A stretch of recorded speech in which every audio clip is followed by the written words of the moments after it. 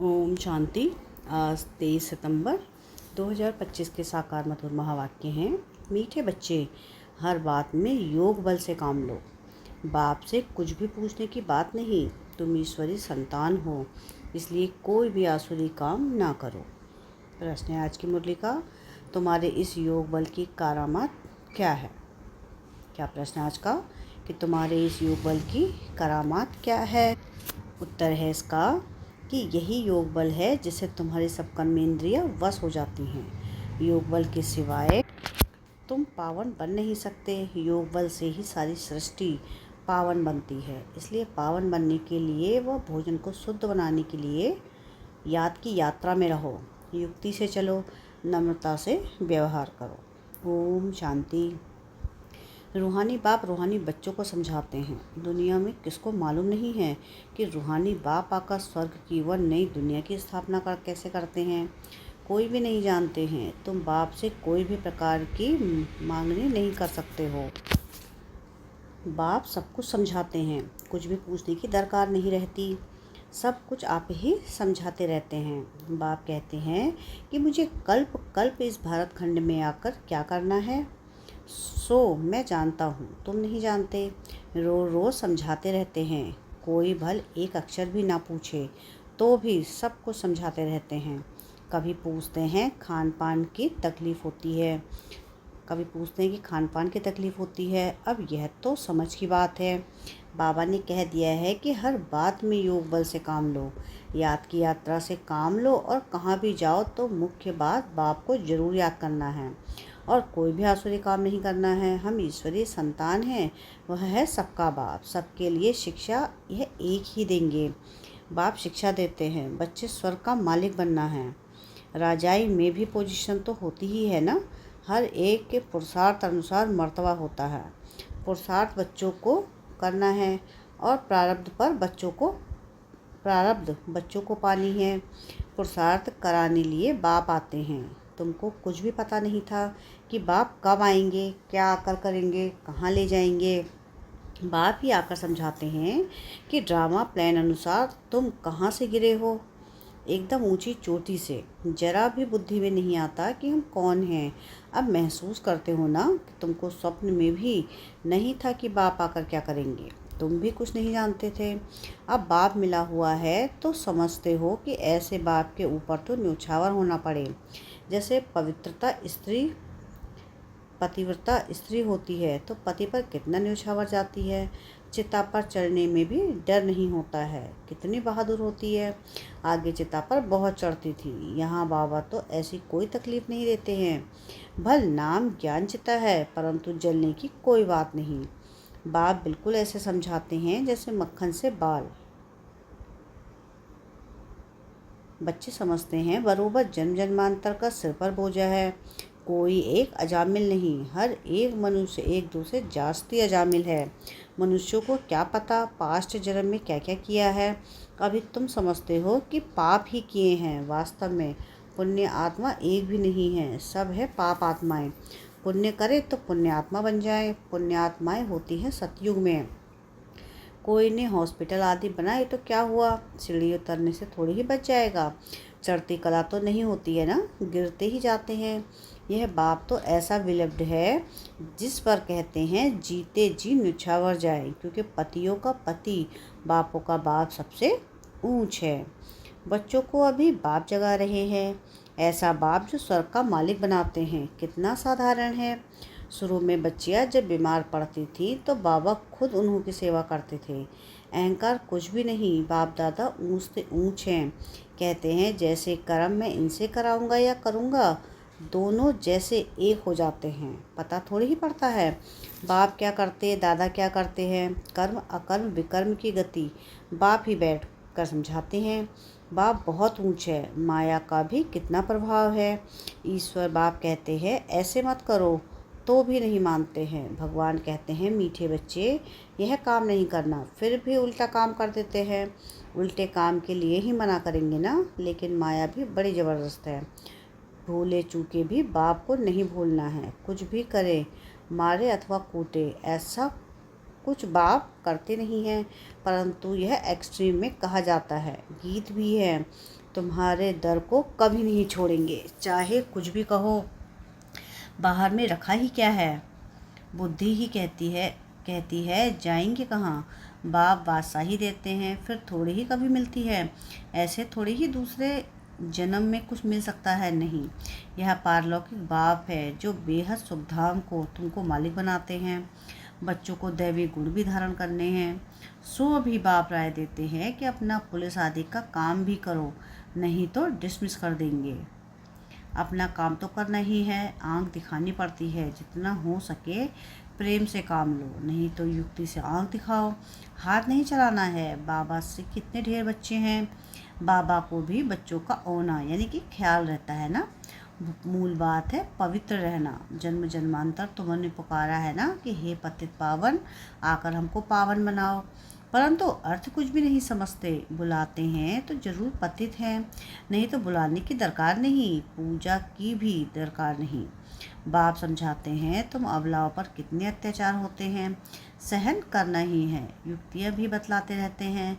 बहुत नम्रता से चलो, बोलो आप तो भगवान हो, फिर यह क्या मांगते हो। हथियाला बांधते समय कहते हैं कि मैं तुम्हारा पति, ईश्वर, गुरु सब कुछ हूँ।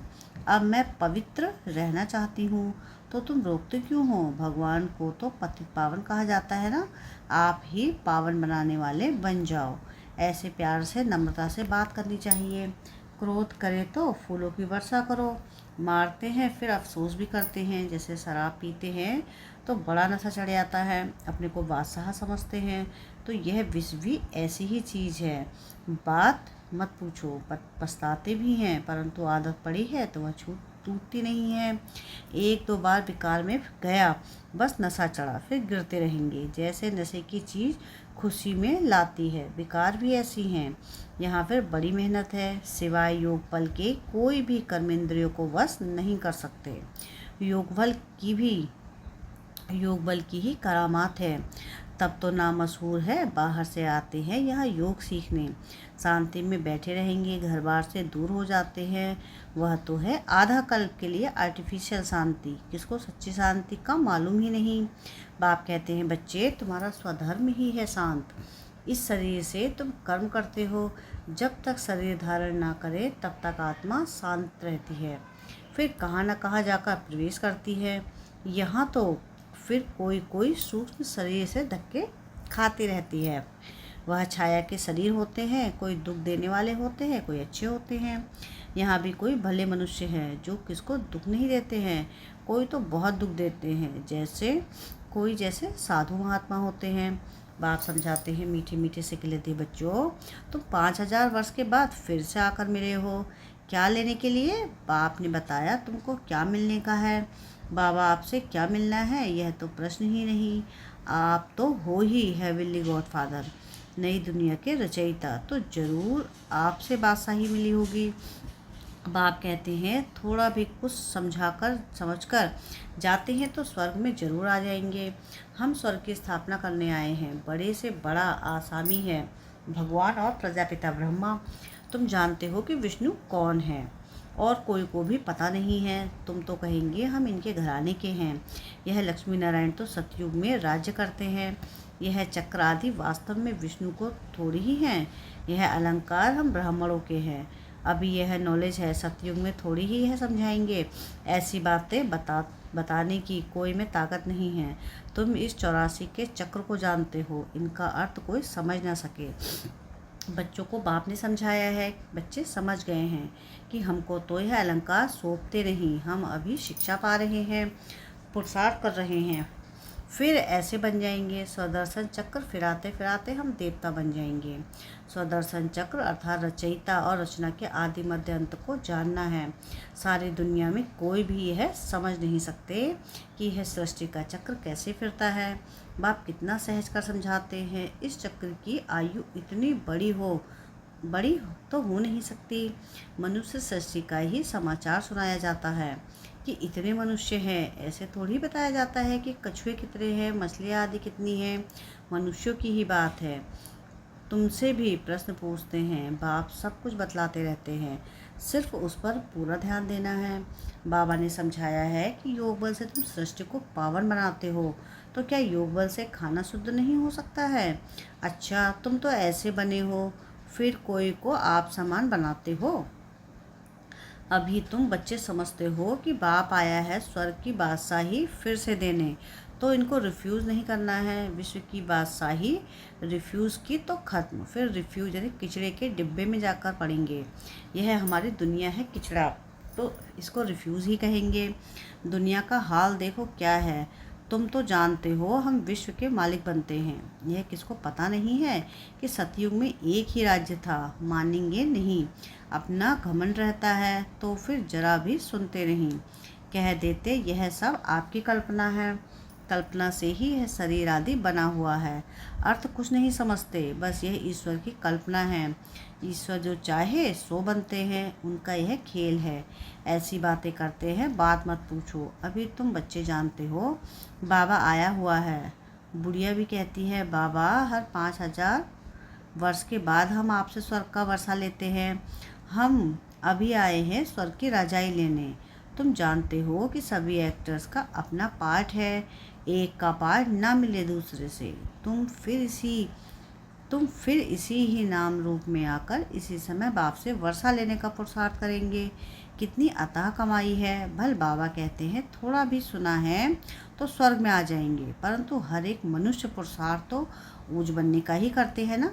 तो पुरुषार्थ है फर्स्ट। अच्छा, मीठे मीठे सिकलते बच्चों प्रति माता पिता बाप दादा का याद प्यार और गुड मॉर्निंग। रूहानी बाप की रूहानी बच्चों को नमस्ते।